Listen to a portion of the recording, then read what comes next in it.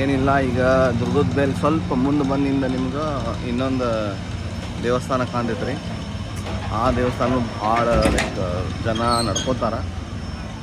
ನೀವು ಬಂದು ಒಂದ್ಸಲ ವಿಸಿಟ್ ಕೊಡ್ರಿ. ದತ್ತಾತ್ರೇಯ ದೇವಸ್ಥಾನ ಅಂತಂದು ತೋರಿಸ್ತೇನೆ ಬರ್ರಿ. ಹಂಗೆ ಲೈಕ್ ಮಾಡಿ, ಶೇರ್ ಮಾಡಿ, ಕಮೆಂಟ್ ಮಾಡಿರಿ. Thank you so much. Bye, take care, subscribe ಮಾಡಿರಿ.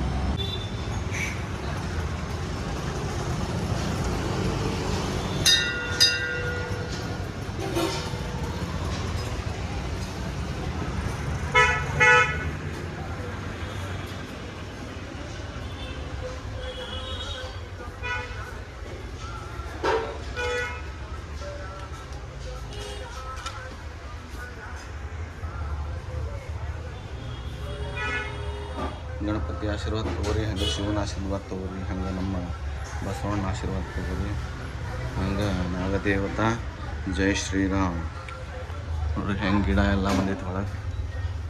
ಬಾ ನಾಗದೇವತಾ, ಇದು ನಾಗದೇವತಾ, ಇಲ್ಲಿ ದೇವಿ, ಇದು ಫೈನಲಿ ನವಗ್ರಹ. ಜೈ ಶ್ರೀರಾಮ್, ಜೈ ಶ್ರೀರಾಮ್. ಸಾಂಬ ಸದಾಶಿವ ಸಾಂಬ ದತ್ತಾತ್ರೇಯ.